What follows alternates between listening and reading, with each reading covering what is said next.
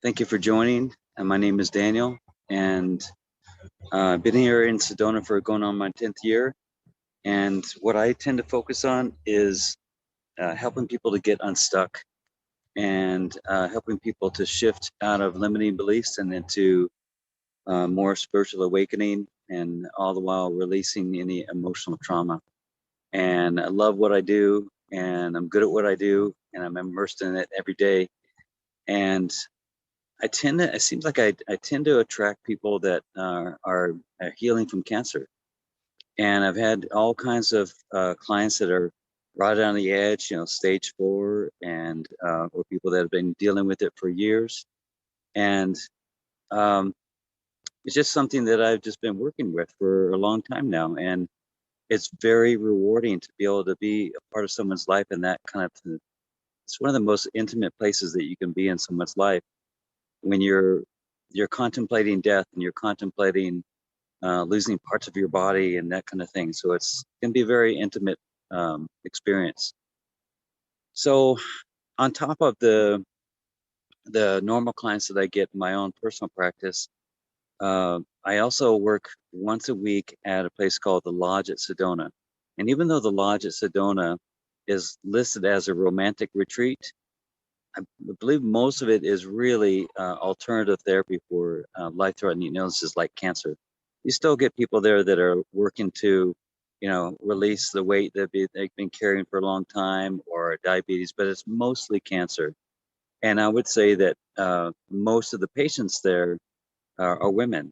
And I don't know exactly why that is. I do know that women by nature are just more open to healing themselves, looking at themselves, exploring different therapies and that kind of thing.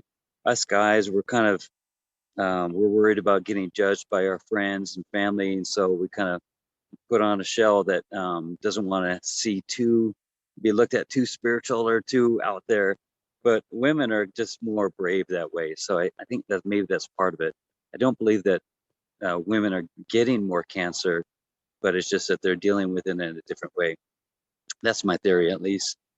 Um, so the majority of people that I see in here in the lodge with cancers is women with breast cancer or ovarian cancer. And those two elements are really connected with, if you look at the metaphysical connection of those, and I'm talking about people like Louise Hay and Yvette Rose that talk about the emotional connection with these illnesses and the parts of the body. So breasts are all about nurturing and being nurtured and connected with that mother energy. And the ovaries and all the female organs are all about really embracing the feminine aspect of themselves. So if they feel like they want to reject being a woman or a mother, then those things are start to crop up as places for cancer. So it's frustrating on one end of it, but it's also kind of enlightening that there's parts of our body that are communicating to us in the way of that connects with our emotions, with our emotional trauma. So really about 90% of the time that I'm working with women, and they have ovarian or some kind of reproductive organ cancer, if they're really honest, they'll start talking about how they don't really want to be a mother, or their mother was very abusive, or they don't want to have kids, and they're kind of blocking and rejecting that part of themselves. And also the same percentage of women that I've worked with that have dealt with breast cancer also have been this um, helping everyone else, dealing with everyone else's problems.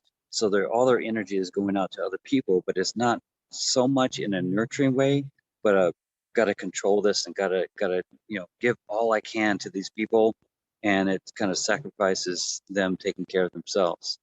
So most of the time, not all the time, but most of the time, it's because of that energy. And I would say that most of the people that I work with, men and women, when we start really bringing stuff up, we have a great we have a great time. And it's an hour, and it's called Awakening and Healing. I really don't know, what's going to happen every time. And it's like an exercise of getting myself out of the way and just knowing that, God, it just turns out so beautiful every time. So I start the conversation out with some cards that I created. They're called Lose Yourself in Love. And you can go to my website, loseyourselfinlove.com. You can see those cards. But the cards kind of bring up issues, they bring up ideas, they bring up concepts that really connect with these people. And that starts the conversation. And I never go in expecting that every single person is dealing with cancer and that's their own private thing to talk about if they want to. But when they do, what usually comes up is that people admit that they've been taking care of everyone else and not taking care of themselves. And there's also a flavor of not feeling worthy. So they're trying to get their worthiness by being a good person, which is it's a great thing to do. I've done that for a long time in my life. But what usually happens is everybody agrees that I've been doing for other people, trying to be this good person, trying to get validation, and we don't seem to get this thing back to us that says, wow, people are really taking care of me too. But again, if you're really honest with them, they're really honest with you. There's admitting that when people did try and give to them and support them and love them, and when they were in a position to receive, they rejected it. So it's kind of like this, oh no, I'm just taking care of everybody else. I don't need anything. I'm super strong. Look at me. And we all know this kind of bullshit. There's this worthiness piece that just kind of rejects that. Like, I'm not worthy of receiving that. Or maybe it's going to make me look weak or something.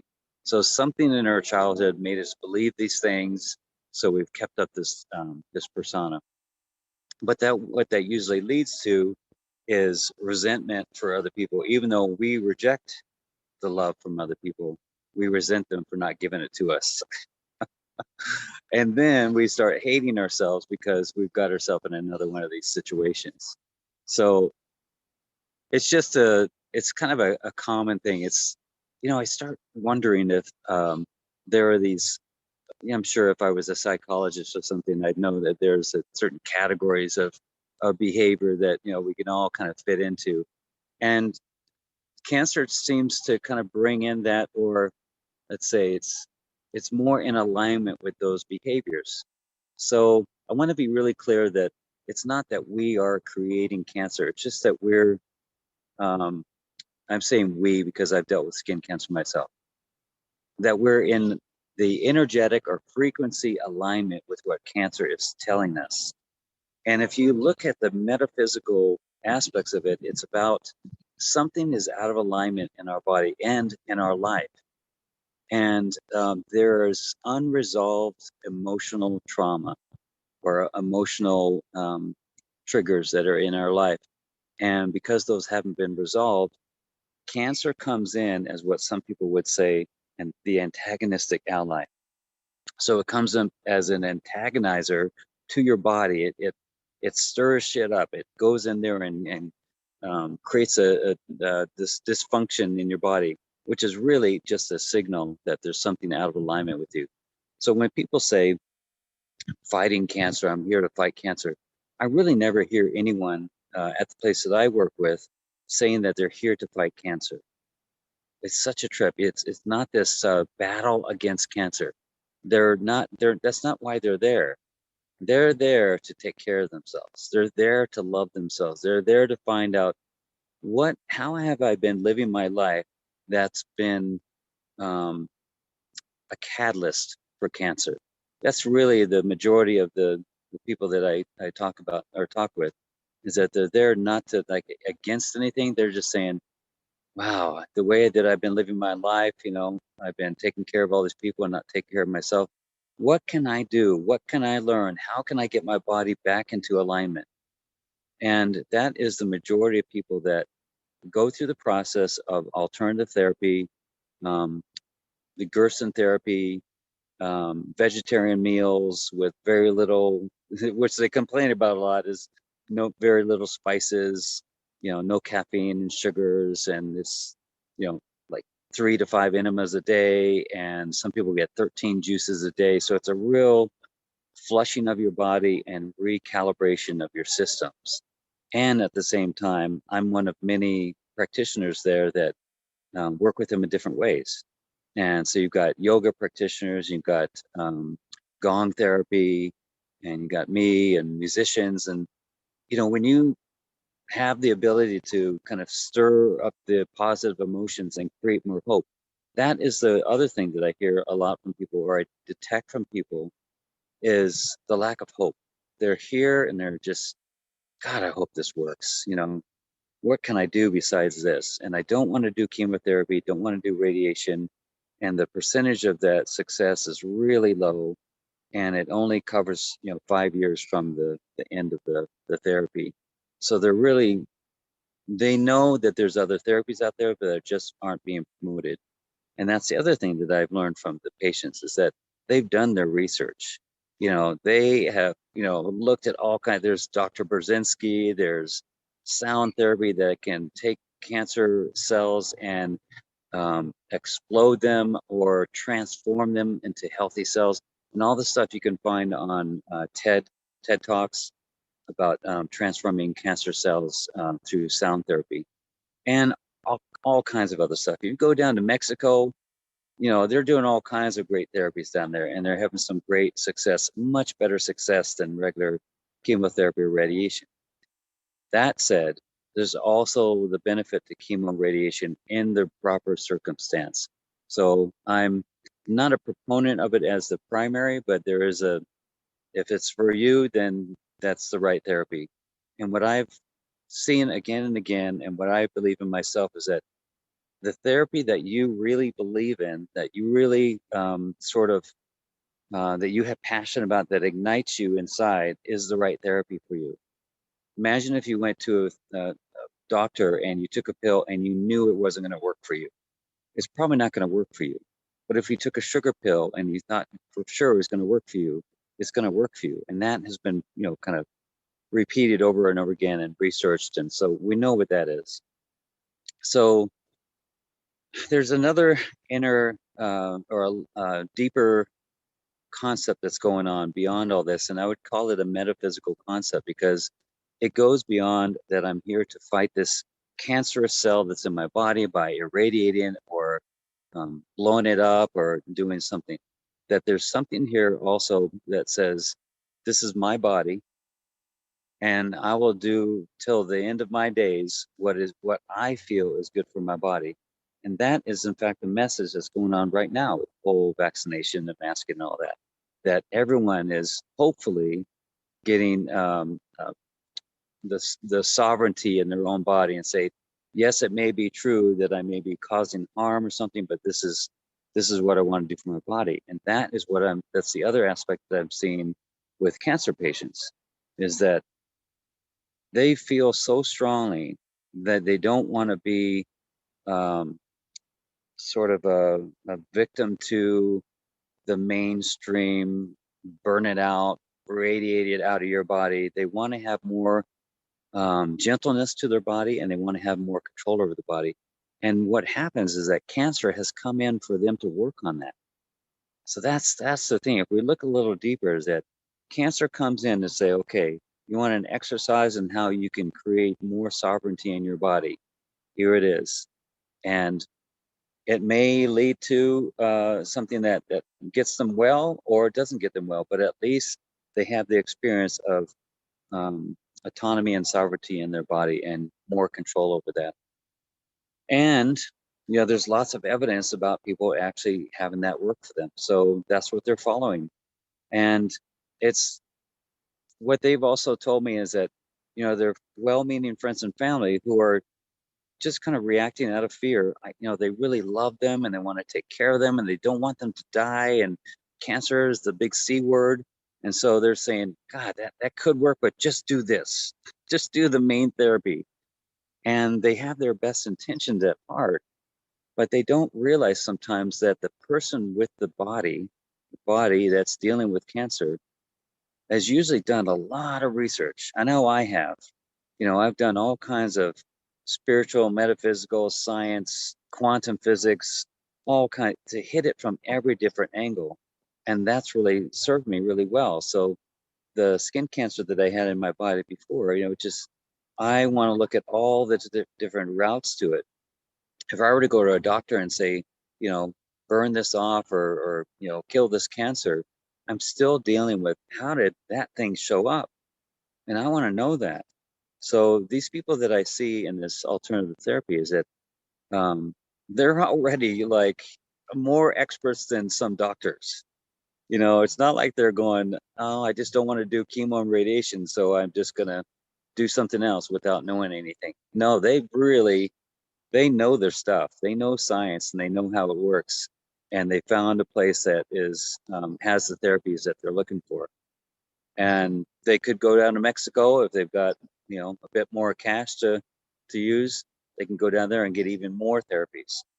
But I'm really honored and very grateful to be working with people like this, that they're so in tune with themselves, and they have really taken responsibility for the emotional aspect of their illness.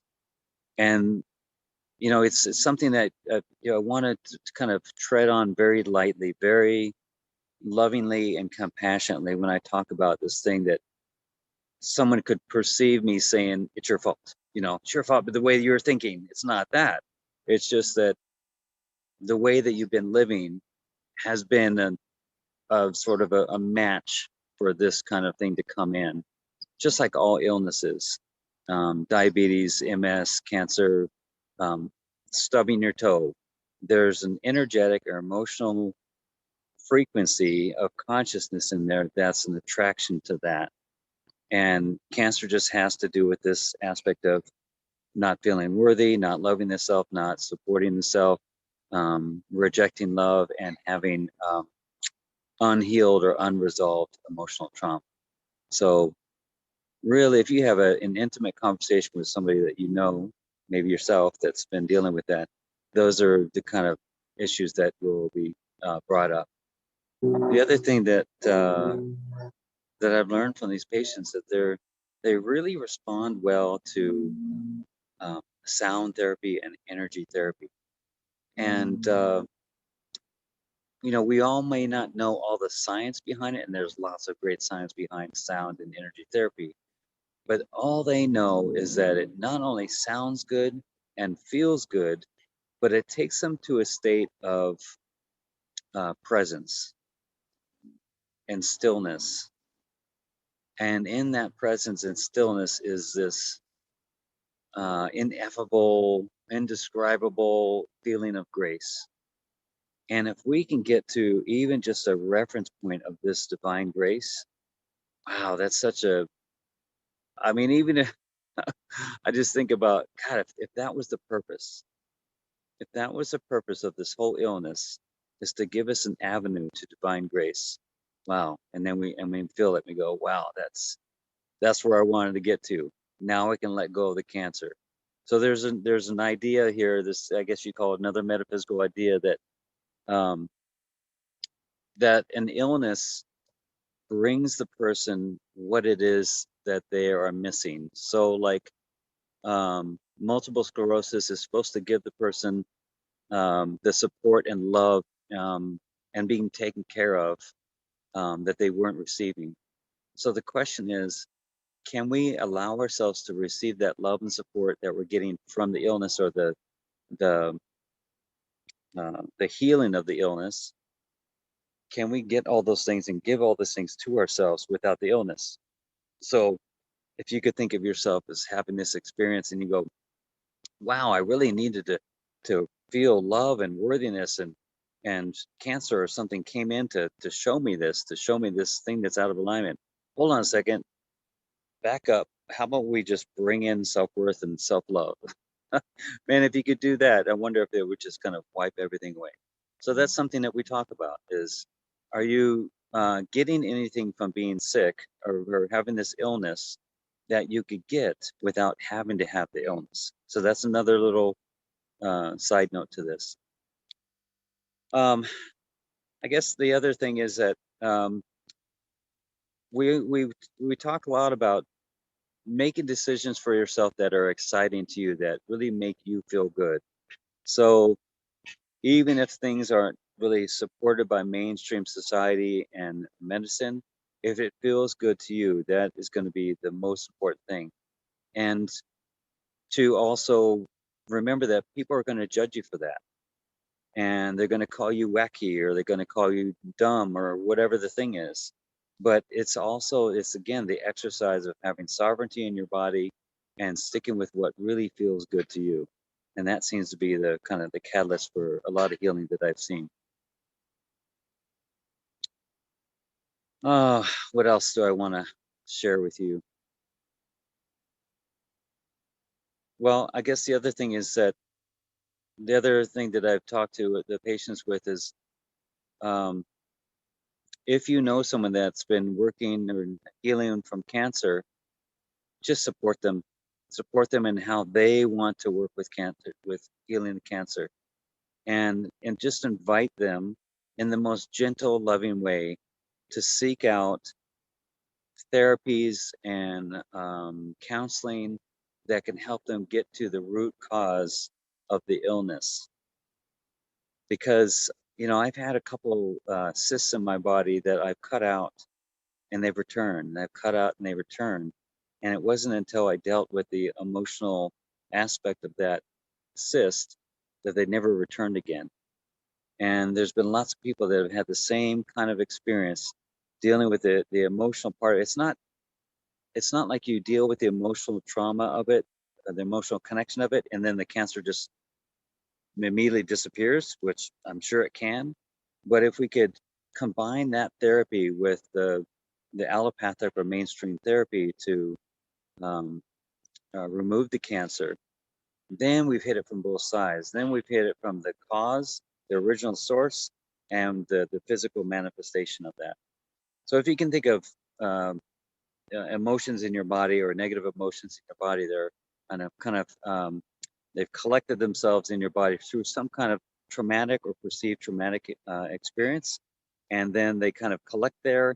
And if they're not dealt with and released through all kinds of regular means, laughing, crying, breath work, meditation, whatever. But if it sits in your body, it'll collect in the area of your body that makes the most sense with that type of emotion. Like I was talking about with the breasts and the ovaries and female organs. And if it's not dealt with, it'll manifest itself into a hardness, into a physical thing. So it's physicalized into something, but we still need to deal with the energetic or emotional part of it. I think that's all I have, but I think that's enough. I hope you really enjoyed this, and I hope this helps you or someone that you love understand the deeper purposes and meanings of illnesses like cancer. That there's a deeper place that we can go, and just know that normally doctors and nurses, and for the most part, not all, but for the most part, aren't really educated in things like nutrition and beyond the physical, especially emotional. God, if he had like some psychology and psychiatrists and some some physicians all gathered together to work on this, we'd get got a lot further along. But mainly, it's just, this is the problem. Let's use this tool to remove it. So just know that it's not for you to expect that your doctor or your medical professional is going to know about all these different things, and it's not going to really feel good to them to talk about it. In fact, I remember just one quick story. I had some stuff on my face here, and it was feeling cancerous, and I used this salve on it, and it's this Native American remedy, and it's very powerful. And I've always been in my life. They tell you to take 2 doses. I take 4. You know, so I put a bunch on this thing here, and it was starting to kind of get rough and grindy, and a little nasty in there.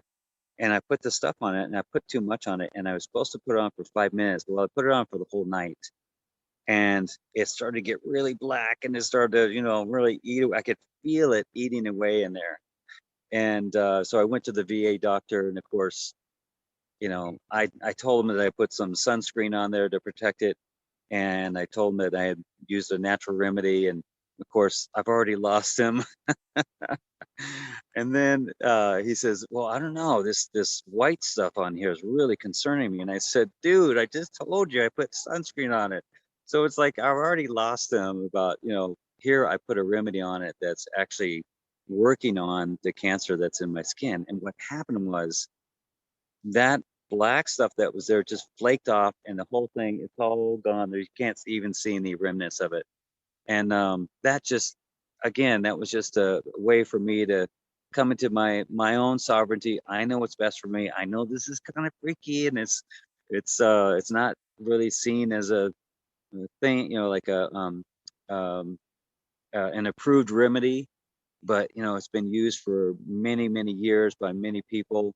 And yeah, you're going to see lots of information out there that are derogatory, but I used it. It works for me, and that's kind of the message that I feel I'm getting from other people, is that this is what I feel is going to work for me.